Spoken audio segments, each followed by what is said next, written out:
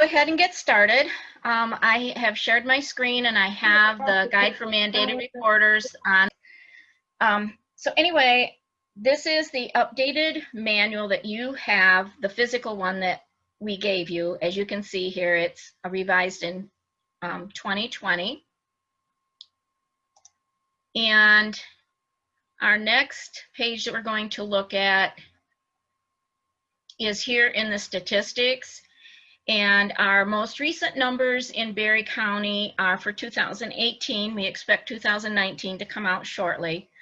We know that there were 1,969 children investigated by CPS, and 204 of those children were found to be confirmed victims of child abuse and neglect, and 36 of those children were placed in out-of-home care. We know that there is a big number difference because of COVID that we have not been able to get the reports in like we did when we had kids who were contacting bus drivers and teachers and parapros and that type of thing. Becky, do you want to speak to any of those issues that have been going on with reporting child abuse and neglect? Yeah, I would say those are we're pretty much over that at this point, but we did March through July, August-ish have a major decrease. We decreased by about 60%, especially March through June, of complaints that came in. But in the summer that increased a little bit, and then it increased even more once school started, and we are being right back to being very, very busy again. Okay. All right. We want to see those numbers coming in because CPS cannot do any investigating if a report is not filed. So it's really important. On page 6 is actually what the law states mandated reporters must do. And so this is why we developed the manual, because we know that it's very difficult to disseminate what is this saying for me. On the next page, you're going to see all those individuals who have been designated as mandated reporters. But you can see at the top, it says mandated reporters include but are not limited to the following individuals. So you can see that there's a number of positions in the community that are listed. What we want to say here is that once you're a mandated reporter, you're always a mandated reporter, and that confidentiality is overruled by the necessity if you are talking about someone under the age of 18 and there is suspected child abuse or neglect. One footnote I'll say here is that many times, especially in your agency, you might be working with adults and you might suspect adult abuse. You call the same number. The difference is that you do not fill out the 3200.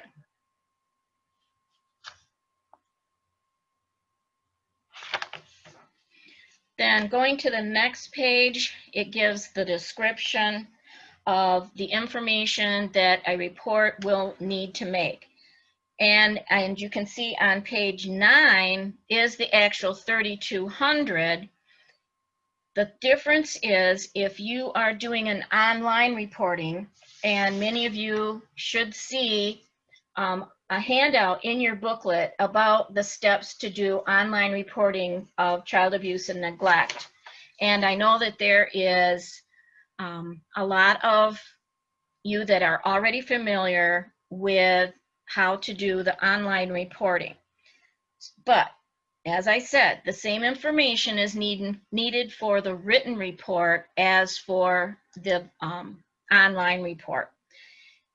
One of the things you're going to want to do, irregardless if it's online or if it's written, is you want to be able to know what the log number is, because that is the only way you'll be able to figure out if you need to add additional information after the initial report, or when the letter comes to you, that will be identified by this log number, not by someone's name. So it's pretty straightforward. You want the list of names of all the children and as much of this information as you have. Now, you may not know all this information, but if you do include it, it makes it better and easier for investigative purposes if you have as much information as possible. You can see that there's not a lot of room on here because this only has room for 4 children, and many times there's more than 4 children in a household. And so you can use a second sheet of paper, if you're doing a paper report, to include this additional information.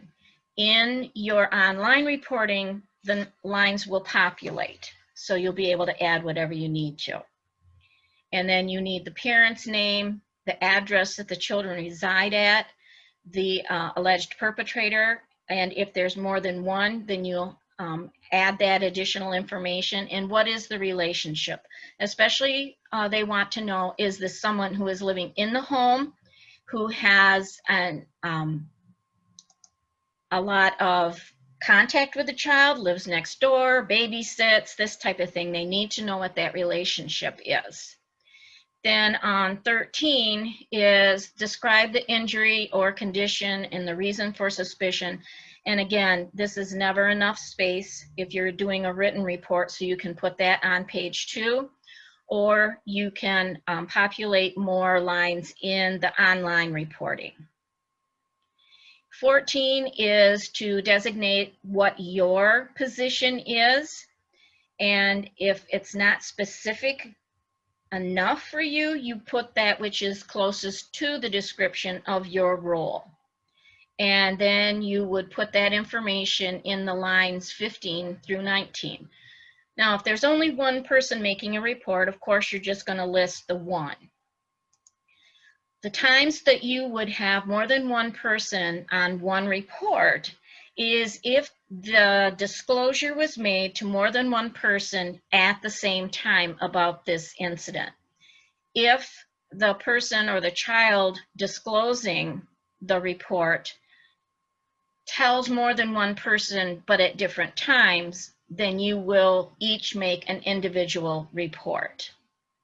So you can see here that you have the name, the report code, the name of the organization, their address, and a phone number is very important because you're going to have a lot of contact by your CPS person. Okay, so Holly has said for Adult Protective Service reporting, still please complete a brief summary and send an email it to Holly for tracking purposes. So that's one of the things that we really reinforce, is that you know what the policies and procedures are for your organization, so that whenever a report is made, whether it's for a child or an adult, that the supervisor has that ability to keep track of the reports that are made. So good point. Thank you, Holly. On the back side of the report is mainly to be filled out if there's a physical examination that needs to be done. So you don't need to worry about that. The bottom part gives you additional instructions and definitions of the type of information that is needed to complete this report. Now you can see here that they do have an address that you can mail this form to, but we highly encourage that if nothing else, you fax it or complete it online. Any questions so far?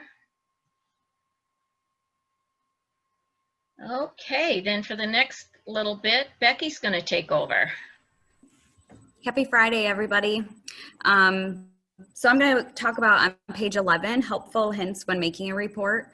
The first one is if you choose to call the number to report, make sure you have the 3200 completed and in front of you, because that will make it a lot easier that you don't have to shuffle papers around or look for the information you have.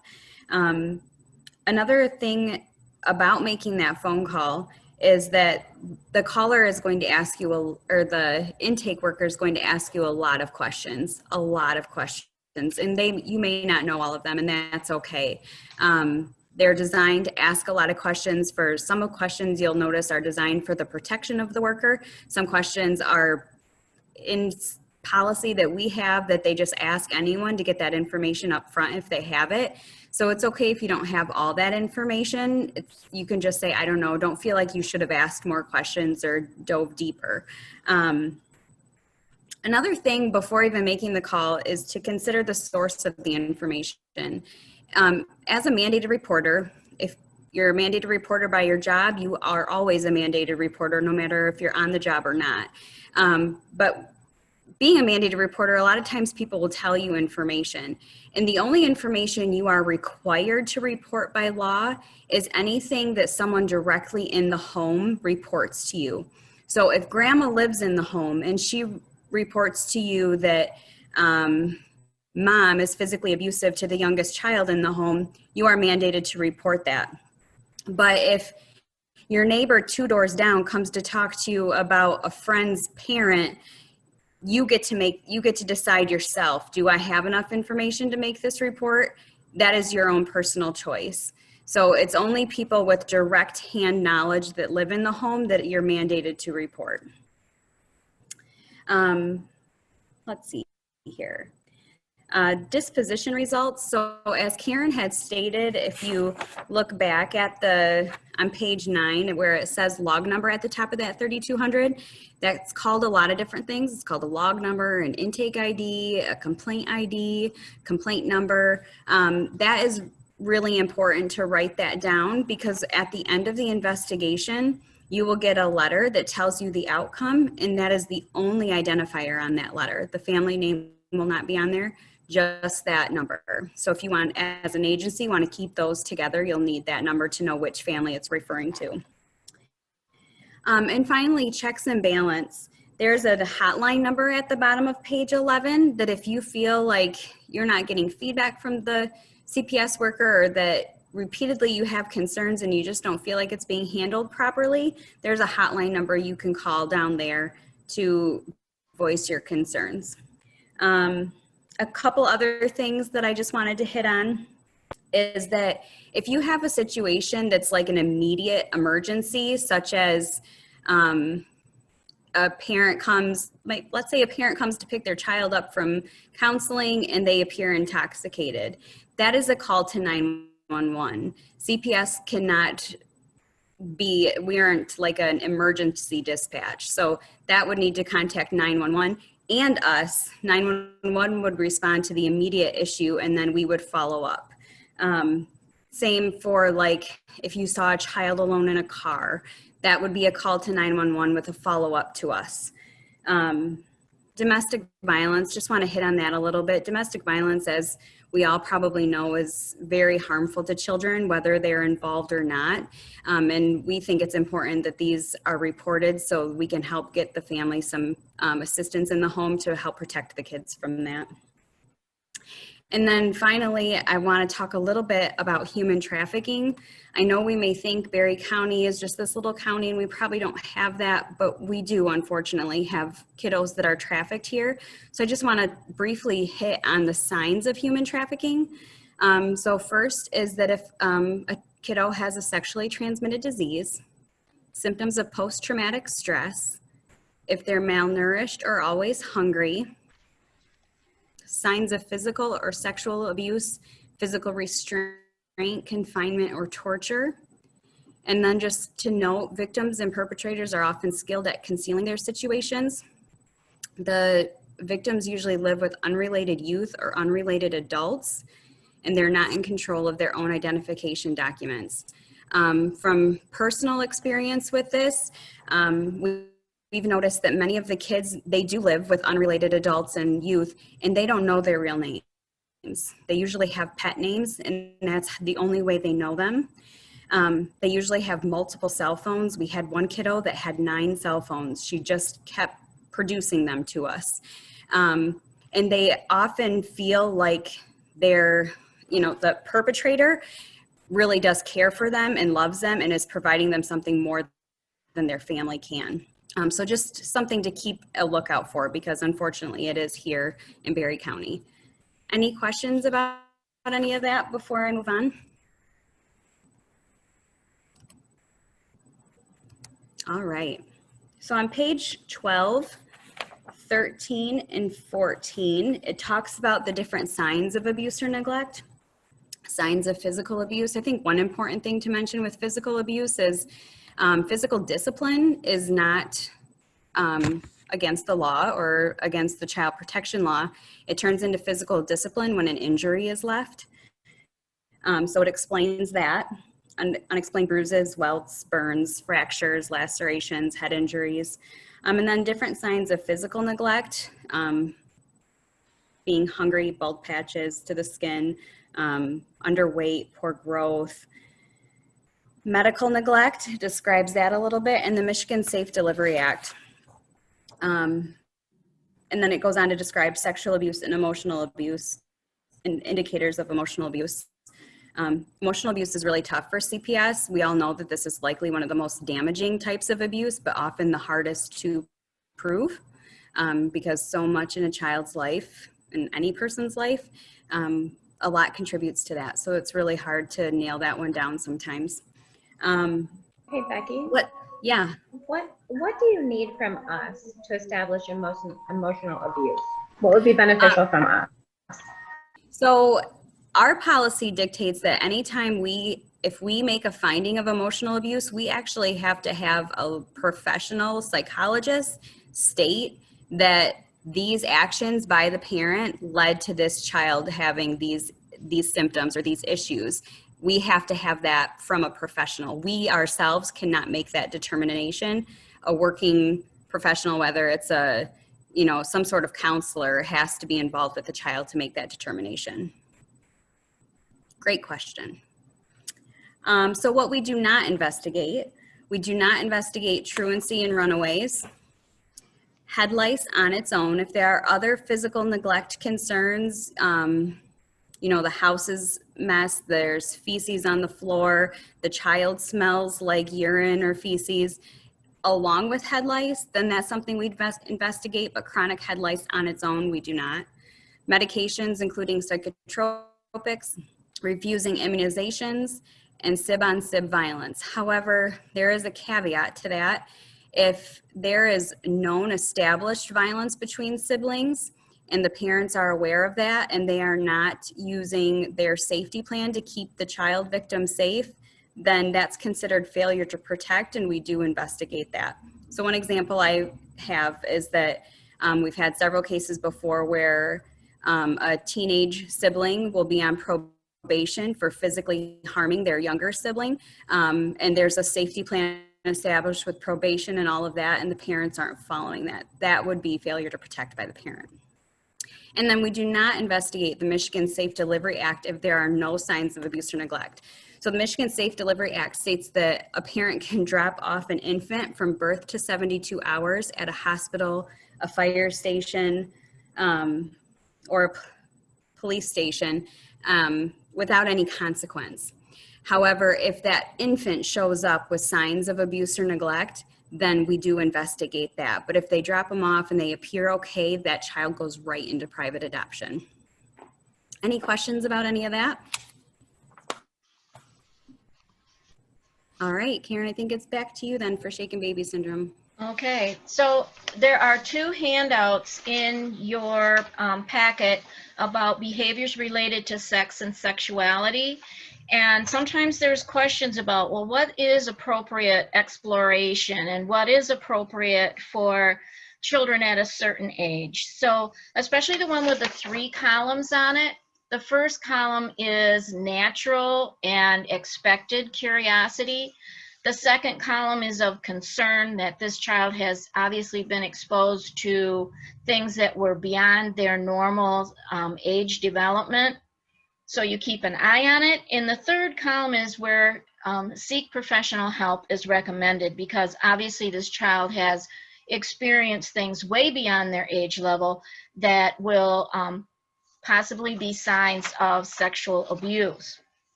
The Stop It Now one goes a little bit older, so it will go up to age 16. So that's just kind of for your reference. Those are based on research, and they're not just my personal opinion. So shaken baby syndrome is also known as abusive head trauma. And you think often that we're talking about tiny babies. And yes, children younger than 1 year of age account for 44% of child abuse and neglect fatalities. But the other thing we know is that older children up to preschool, kindergarten age can be very subject to shaken baby syndrome or abusive head trauma. Imagine someone being angry and upset with a child because they've wet the bed again for the 12th night in a row. They've spilled their milk again after you've told them to be careful. Anything that initiates someone being angry can pick up this child and shake them. So we do know that younger children above the age of 1 can all be subject to head trauma, abusive head trauma, and shaken baby syndrome's circumstances. So this lists some of the things that you might see if you've known this child to be normal, basically healthy, and suddenly we're seeing these signs, then it's worth looking into or considering. We also at this time talk about our Safe Sleep program. October is Infant Safe Sleep Month, and so we want to make sure that none of our babies here in Berry County die due to being in an unsafe sleeping environment. And so the Family Support Center has a crib program that is not income-based, it's need-based. So if you have a family who cannot get a crib, a pack and play, or even a toddler bed for their children to sleep safely, contact us. Our website has the crib program referral form. All you have to do is fill that out, and you can either email it to me, fax it to me, and we will take care of it as quickly as possible. That program is fully funded by Berry County United Way. So we want to make sure that we have no infants die due to unsafe sleep, and we haven't for over 8 years now.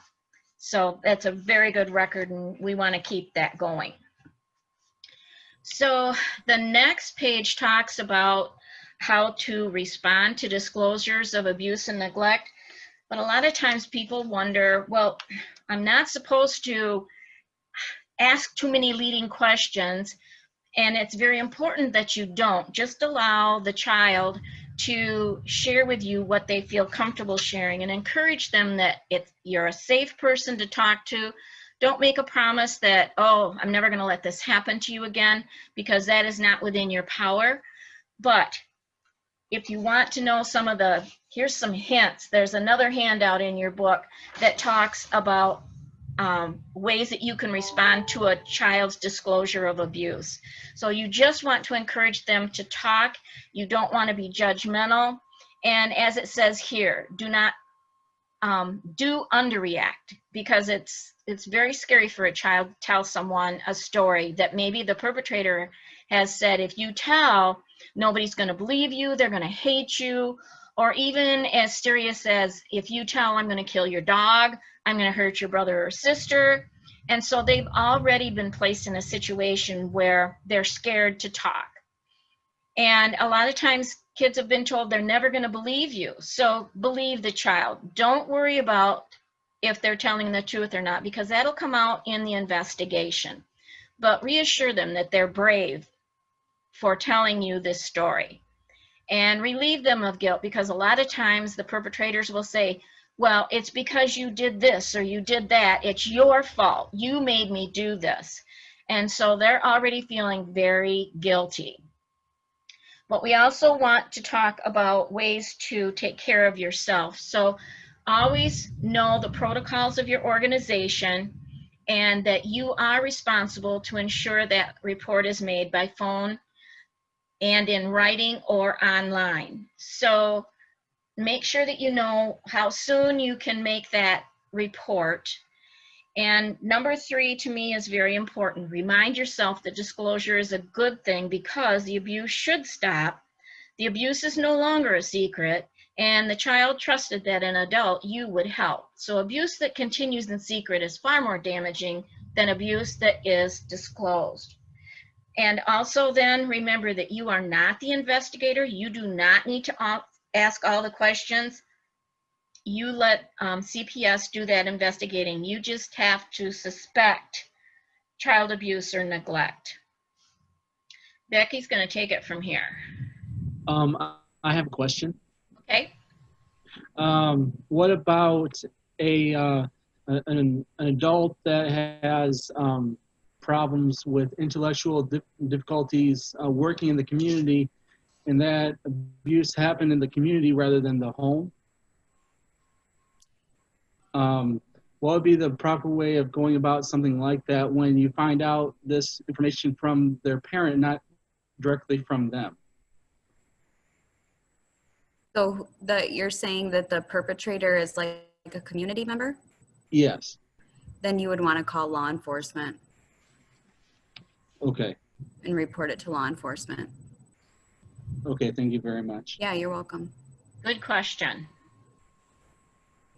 So on the top of 17, it talks about a reporting protocol for your agency. So you guys will want to make sure whoever's in charge of that, you have a protocol for your agency where you keep 3200s, where you keep the letters, what the process is for making the call. I'm pretty sure you guys have that pretty down pat by now. And then again, it states sorry if you can hear the thunder in the background. It'll state, again, it states the central intake number and the fax number to fax the 3200. Again, keep in mind, you can also do this online. And if you do it online, the 3200 is not required. And then what happens after you make a report? So centralized intake determines if the report meets the definitions of abuse or neglect. If it does not, you will get a letter telling you that the complaint didn't meet the definitions and wasn't assigned for investigation. If you report something that's already currently under investigation, you will get a letter telling you that as well. And then if it is assigned for investigation, it comes to the local county. And the workers, so CPS workers have 30 days to complete an investigation. Part of that investigation, they talk to all household members and any parent with the child. So if parents are split up or there are multiple parents involved, everyone is spoken to and interviewed. If the child is involved with any services, those people are spoken to along with the family. So any agency that can provide any additional information to prove or disprove the allegations, we try to speak with. Some important things to note, I think a common misconception is participating with CPS is voluntary. Parents do not have to participate with us. They don't have to let us interview them. They don't have to let us into their house. If their kids aren't in school, they don't have to let us see their child. However, the law does allow for CPS to interview children at school without a parent's permission. So we always try to do that as much as we can. I will say though, in Berry County, although we have parents who may be a little obstinate, we usually can get enough information that we can make a determination of some sort. It's very rare that we get zero participation. And in that case, we would go to court to, if the allegations were serious enough, to have them participate. In my 14 and a half years in Berry County, that's only happened once. So we're pretty good at getting the information we need to make a determination. On page 18, there. Becky, could I just interject here Yeah. for a moment? Yeah. One of the things that's really important to assist in the investigation is to write verbatim what the child reports. Direct and exact quotations are important, especially if you're dealing with a young child. Many times they have different names, pet names for body parts, body functions, and so you really want to include those words if you're working with a younger person. Okay, go ahead, Becky. So on page 18, it discusses the outcomes of a CPS investigation. So we have categories 1 through 5, category 5 being the least situation. So category 5 and 4, we do not find evidence of abuse or neglect. Category 5s are pretty rare because that means there was no evidence. And usually there's always some sort of element of truth to what the allegations are. So most of our cases actually end up being category 4, which is insufficient evidence of abuse or neglect. And we will refer the family to services should they need any. And then categories 1 through 3 is where there is a preponderance of evidence, and that category is determined based on the risk level of the home. So category 3 is a low to moderate risk, a category 2 is an intensive or high risk, and then a category 1 is a case severe enough where a court petition is filed. On page 19 discusses child protective proceeding hearings. So if you have a family that's involved or you have a kiddo who's in foster care and you're kind of curious where their family is at in the process, it lists all the different hearings that are involved in that process. On page 20, it talks about the criminal child protective hearings. So child abuse, first degree, second degree, and so on, and discusses the legal elements to those. And then page 21 discusses the legal elements of criminal sexual abuse of a child. Any questions about any of that? I have a quick question. Yeah. Are there any circumstances where the name of the reporter is like let out, whether it's like in court or somewhere else?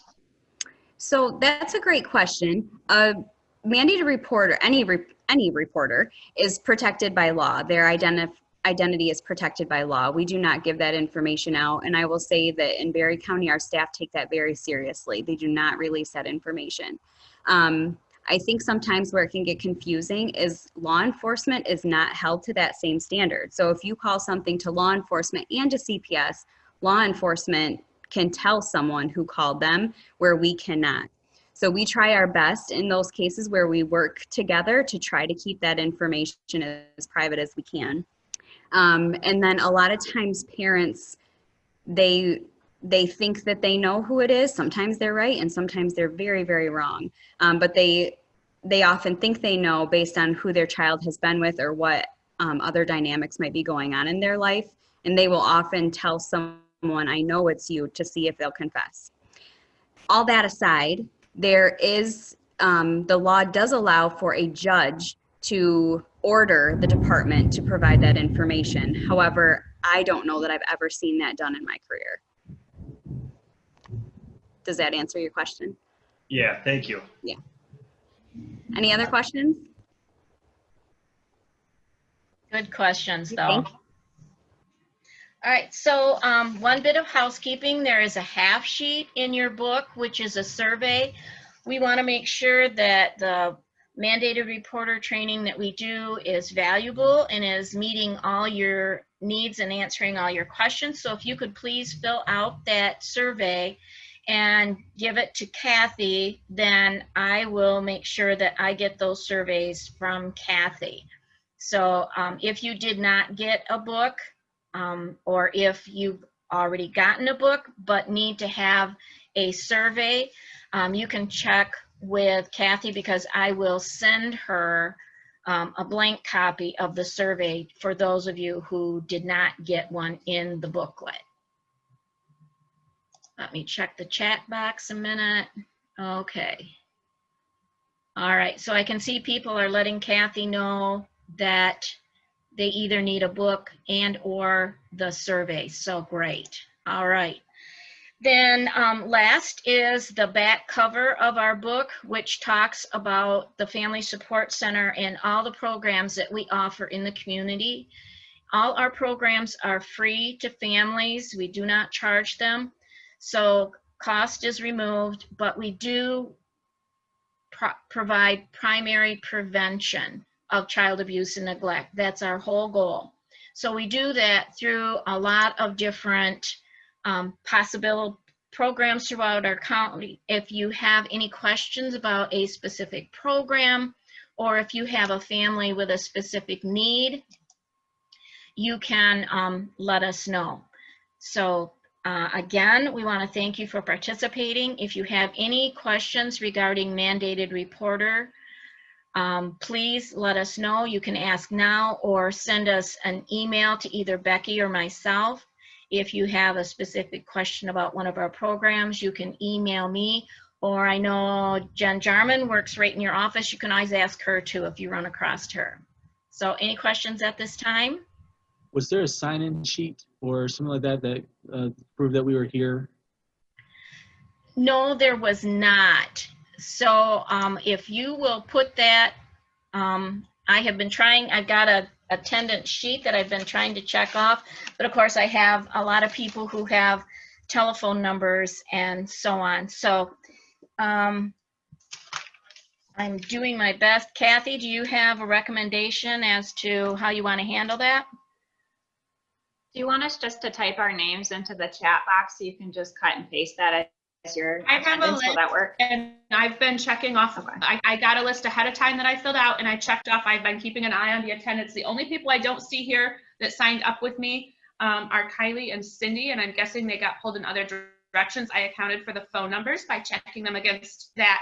I can email out the survey to everybody rather than have you individually ask me for it, because that's a lot of things to keep track of at once. And I did ask Karen for some more booklets. We have lots of new staff, and so I can put those in the mailroom for everybody once I get them. If you can hand them off like you did before, Karen, that'd be great. There's no rush. Okay, I see that. I will get the booklets over there. I will email you the survey immediately after this training. Thank you so much, Karen. This has been wonderful. I didn't even know this was possible, so I'm so glad that I found out you were doing this by Zoom. And you too, Becky. I really appreciate it. We needed this. We're overdue. Well, that's our whole world has become virtual. Zoom is our best friend, right? Yeah. We're going to get really good at it. Yeah.